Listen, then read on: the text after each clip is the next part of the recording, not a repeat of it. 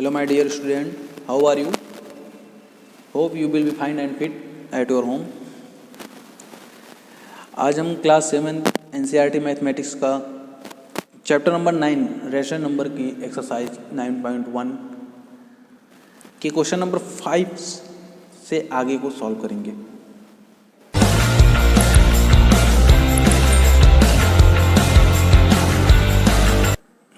देखिए बच्चों, हमने पिछली वीडियो में, इसके पहले हमने 2 वीडियो इसको प्रोवाइड कराई है। इंट्रोडक्शन पार्ट था 9 चैप्टर का और एक्सरसाइज 9.1 के क्वेश्चन नंबर 1, 2, 3 भी सॉल्व कराए थे और क्वेश्चन नंबर 4 से आज हम सॉल्व कराएंगे। ठीक है, क्वेश्चन नंबर 4 से, सॉरी वो 5 से नहीं, 4 से ही सॉल्व कराना है हमको। तो देखिए 4 से किस तरह सॉल्व कराएंगे। कह रहा है draw the line, number line पे हमें इसको ड्रॉ करना है and represent the following rational number on it, मतलब उस पर रेशनल नंबर। जैसे कि पहला जो नंबर है हमारा वो क्या है 3/4। 3/4 को हम नंबर लाइन पे किस तरीके से रिप्रेजेंट करेंगे। नंबर लाइन पे रिप्रेजेंट करने के लिए यहाँ पे मान लीजिए एक तरफ 0 है। अब ये कह रहा है 3/4 है, डिनोमिनेटर इसका कितना है 4 है, तो इसके आगे जितने भी नंबर लेंगे अब डिनोमिनेटर 4 लेके इसे 1/4, 2/4, 3/4, 4/4, डेट मीन्स 1। 4 को 4 से अगर हम डिवाइड करते तो 1 हो जाएगा और ये 0/4 मतलब 0। इसके इस साइड में भी अगर आना चाहेंगे हम -1/4, -2/4, -3/4, -4/4, दैट मीन्स -1। तो हमें रिप्रेजेंट किसको करना था 3/4 को, 3/4 को रिप्रेजेंट करना था। तो 3/4 ये चीज़ हमारा है, इसको हम P पॉइंट ले लेते हैं। ठीक है, 3/4 P पॉइंट पर रहेगा। इसी तरीके से -5/8 करना हुआ, अगर -5/8 तो क्या करना रहेगा कि इस साइड में 0 हमें पता है कि माइनस लेफ्ट साइड में ही होता है 0 के, तो ये डिनोमिनेटर कितना है 8 है, तो लिखेंगे -1/8, -2/8, -3/8, -4/8, -5/8, -6/8, -7/8, -8/8। 8 को 8 से डिवाइड करेंगे तो 1 आंसर आ जाएगा -1। तो -5/8 को हमें करना था, तो इसको हम Q पॉइंट ले लेंगे। इस तरीके से आप जो बचे हुए 2 क्वेश्चन हैं उसको आप सॉल्व करेंगे। ठीक, इसी में देखिए 7/8 इस साइड में ले लेंगे, 7/8 बन जाएगा और -7/4 तो इसी में ही तो पीछे लेके चले आएंगे तो -7/4 भी बन जाएगा। ठीक है, अब देखिए इसमें ये कह रहा है कि the point P, Q, R, S, T, U, A and B on the number line. Number line पे ये सभी देखो 8 हैं, तो इसमें ये कह रहा है कि T, R, R, S, S, U, A, P, P, Q, Q, B ये सब कैसे हैं, इक्वल हैं। नेम द रेशनल नंबर, मतलब रेशनल नंबर का नेम लिख देना। रिप्रेजेंट P, Q मतलब इसको P रिप्रेजेंट जो कर रहा है Q, जैसे कि ये P हो गया, ये Q, ये R और ये इन सभी का रेशनल नंबर में रिप्रेजेंट करना है। जैसे कि देखिए यहाँ पे क्या है -2 और 1 के बीच, -1 के बीच में 2 लाइन, इसके कितने पार्ट हो गए बच्चों, एक पार्ट हमारा ये हो गया, दूसरा पार्ट ये, तीसरा पार्ट ये, 3 पार्ट हो गए। यहाँ पे 0 है, इसके भी तो हमें 3 पार्ट करने पड़ेंगे। फिर यहाँ 1 है, इसके भी हमें 3 पार्ट करने पड़ेंगे। फिर कहाँ तक गया है 2 भी जाएगा, फिर 3 भी, यहाँ 2 है और यहाँ पे 3 है, तो इसके भी सभी इक्वल पार्ट 3 कर देंगे। ठीक है, तो यहाँ पे लिखा गया SRT AB PQ ये दिया गया। ठीक है, तो देखिए सबसे पहली चीज तो पार्ट 3 पार्ट 1/1 जाएगा, -1/3, -2/3, 3/3, इसका भी 1 होता है, -1, -1/3, -5/3 और ये हो जाएगा। ये जो लिखा गया है ये अपने से मतलब इनको डिवाइड तो 2 आ जाएगा, मतलब 2 आएगा। तो हमें यस, तो यस को रिप्रेजेंट करता है -5/3 और आर किस रिप्रेजेंट कर रहा है, तो रिप्रेजेंट कर रहा है -4/3 को। इसी तरीके से आप इधर भी ले जाएं पॉजिटिव में 1/3, 2/3, 3/3, 4/3, 5/3, ये 6/3 होता है, 8/3 और 9/3 मतलब क्या हो जाएगा 9/3 मतलब 3। ठीक है, तो P क्या किसको रिप्रेजेंट करेगा, P रिप्रेजेंट करेगा 7/3 को एंड Q रिप्रेजेंट करेगा किसको, Q रिप्रेजेंट कर देगा किसको 8/3 को। ठीक है।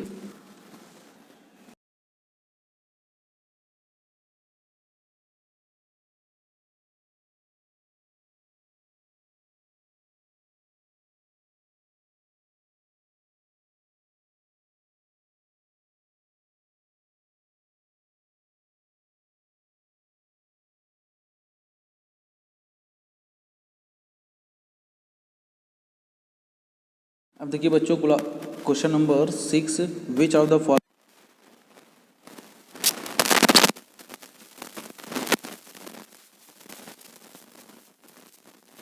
जैसे कि फर्स्ट क्वेश्चन दिया गया है कि -7/21 एंड सेकंड जो पेयर दिया गया है वो कितना है, 3/9 है।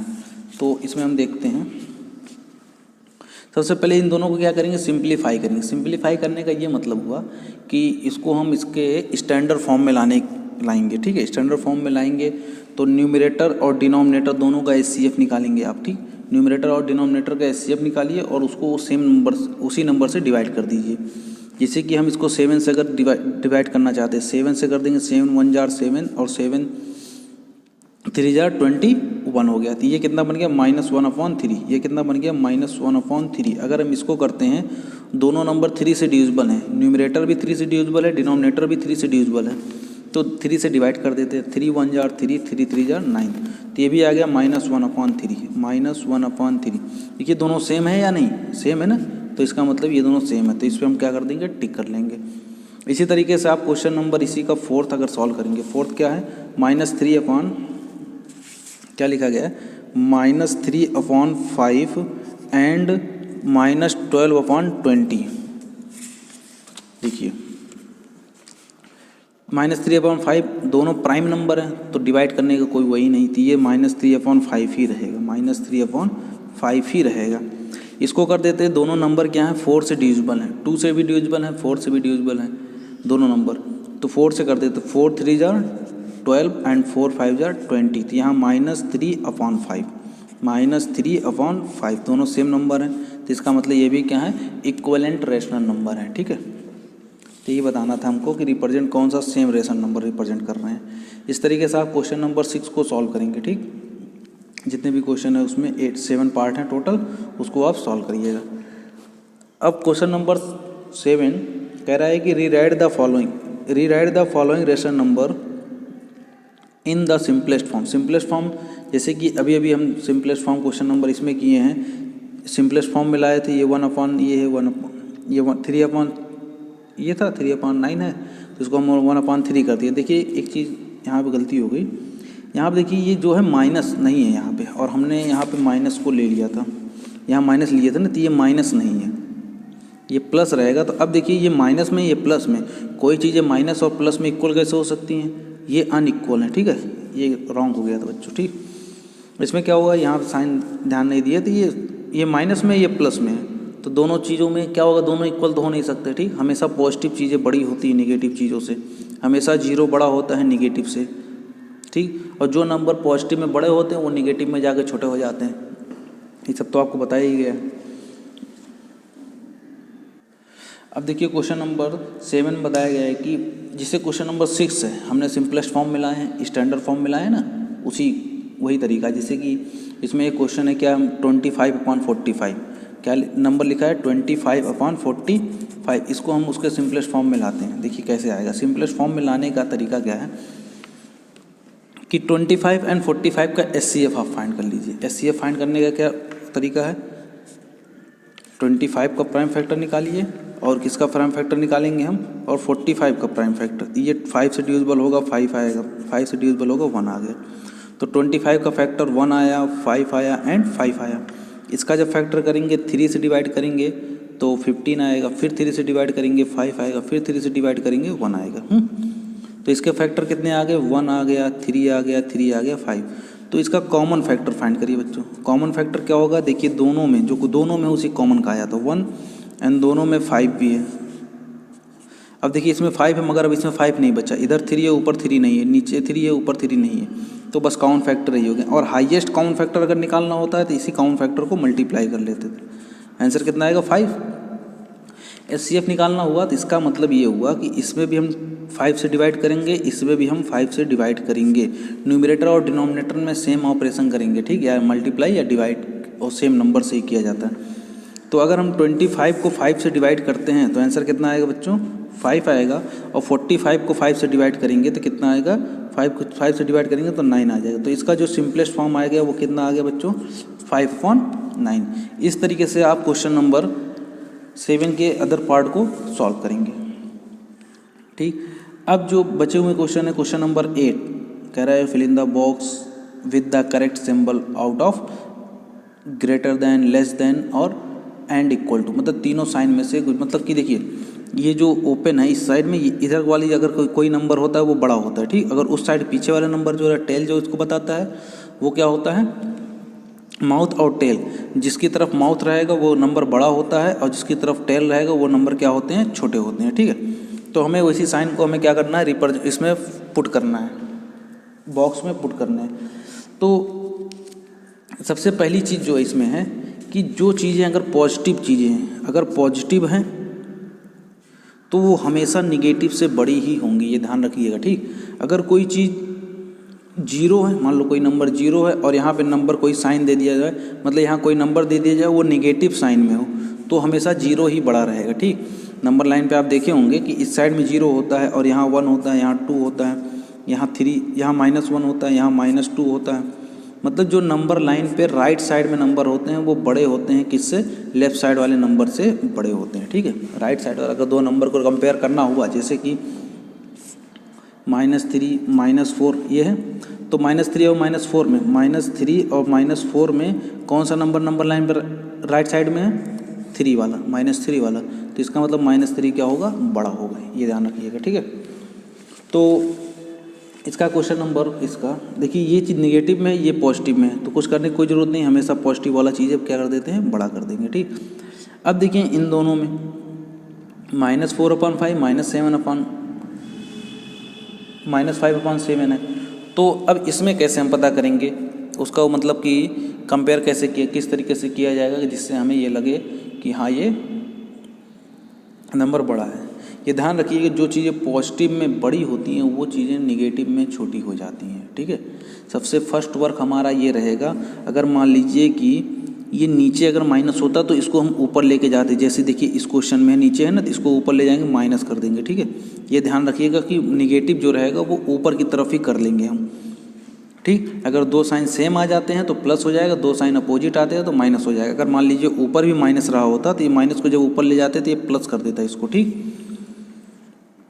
तो देखिए -4/5 है और ये -5/7 है, तो इस साइड में ये भी माइनस में है, ये भी माइनस में, दोनों नंबर माइनस में है, दोनों नंबर माइनस में है ना।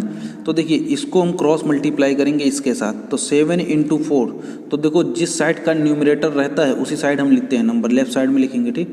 क्या हो जाएगा, 7 4 जा 28, और इसका देखो न्यूमरेटर -5 वाला है, तो 5 × 5, तो साइन हटा दिए क्योंकि साइन पहले लिख चुके, 5 × 5 कितना हो जाएगा, 25। अब देखिए अगर 28 और 25 में अगर कंपेयर करना होता तो 28 बड़ा होता, लेकिन दोनों में निगेटिव साइन लगा हुआ है, तो जो नंबर पॉजिटिव में बड़े होते हैं वो नंबर निगेटिव में क्या हो जाते हैं, छोटे हो जाते हैं, तो ये -25 बड़ा होगा। मगर -25 तो हमको क्वेश्चन में दिया नहीं गया, तो दिया क्या गया है, ये नंबर, तो ये नंबर हमारा क्या हो जाए, -5/7 is greater than -4/7, -4/5 is less than -5/7, ठीक है। इस तरीके से आप सॉल्व करेंगे। फिर उसके बाद इसी पे आगे बढ़ते हैं, किस क्वेश्चन पे, क्वेश्चन नंबर 8 के लास्ट वाले में। देखिए 8 के लास्ट में बताया गया ये निगेटिव है, ये 0 है, तो हमेशा निगेटिव क्या होता है, छोटा ही रहेगा जीरो से मतलब जीरो हमेशा क्या होगा, जितने भी निगेटिव नंबर होंगे उनसे बड़े होंगे। क्यों, क्योंकि जीरो जो होता है नंबर लाइन पे राइट साइड में होता है, निगेटिव वाले नंबर से पहले निगेटिव नंबर होते हैं, फिर उसके बाद जीरो आता है, फिर पॉजिटिव नंबर आ जाते हैं ना, तो इस वजह से, ठीक है। और जो बचे हुए क्वेश्चन हैं आप उसको सॉल्व करिएगा, ठीक है। अगर डाउट होगा उसमें तो आप उसको पूछ लीजिएगा। अब देखिए question number 9, which is greater in each of the pairs, each of the following, मतलब इन दोनों में कौन सा बड़ा होगा, इन दोनों में कौन सा नंबर बड़ा, इन दोनों में कौन सा नंबर बड़ा होगा। तो बड़े के लिए क्या होगा, वही तरीका लगाएंगे, क्या है, जैसे कि इसमें देखिए 2/3 है और यहाँ पे 5/2 है, इसको हम क्या करेंगे, क्रॉस मल्टीप्लाई करेंगे, 2 2 जार 4 और 5 3 जार 15, तो कौन सा नंबर बड़ा है, ये नंबर बड़ा है 15। तो नीचे वाला राइट साइड का नंबर है तो ऊपर भी राइट साइड वाला नंबर क्या होगा, ग्रेटर रहेगा, ठीक। तो 5/2 इज़ ग्रेटर देन 2/3। फिर इसी तरीके से आप उसको भी करेंगे, माइनस वाले साइन में ये ध्यान रखना रहेगा, अगर मान लीजिए दोनों निगेटिव होते हैं, सपोज दैट ये दोनों निगेटिव होते हैं, दोनों आंसर क्या होता है, निगेटिव में आता है, तो जो नंबर पॉजिटिव में बड़े होते हैं वो नंबर निगेटिव में छोटे हो जाते हैं। तो इसका मतलब कि -4 यहाँ पे ग्रेटर होगा, मतलब -2/3 इज़ ग्रेटर देन -5/2। ये आप ध्यान रखिएगा, ठीक है। क्वेश्चन नंबर 10 में कह रहा है कि right the following rational number in ascending order. Ascending order means क्या होता है कि पहले सबसे छोटा नंबर लिखेंगे, मतलब इंक्रीजिंग ऑर्डर, फिर उससे बड़ा, फिर उससे बड़ा, फिर सबसे बड़ा, ऐसे करके, मतलब कि हम जैसे कि होता ना सीढ़ी टाइप में, हम धीमे धीमे स्टेप बाय स्टेप हम ऊपर चढ़ते चले जाते हैं, तो इसी को कहा जाता है असेंडिंग ऑर्डर, ठीक है, असेंडिंग ऑर्डर। और डिसेंडिंग ऑर्डर क्या होता है, अपोजिट इसका, पहले देखिए छोटा है, फिर बड़ा, फिर बड़ा, फिर सबसे बड़ा।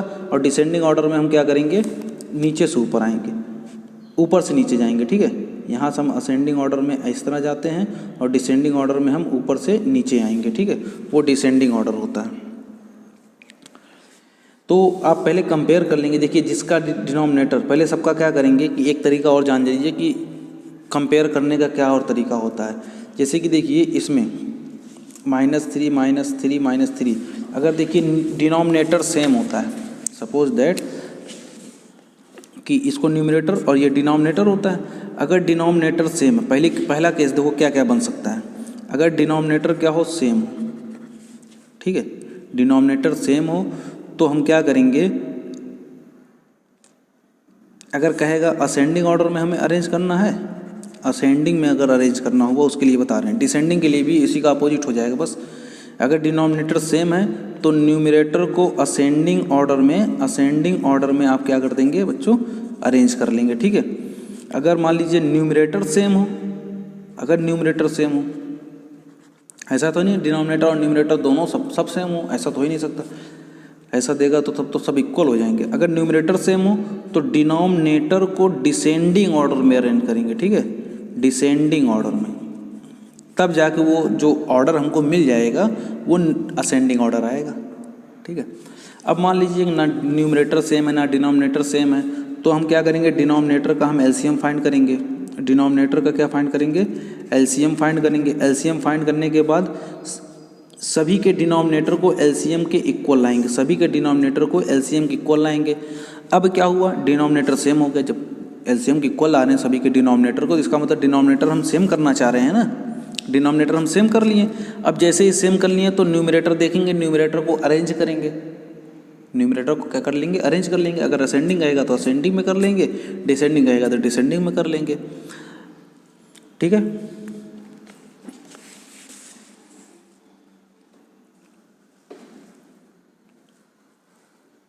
Hope you will be understood very well. If you have any doubt so comment in comment section. Thank you.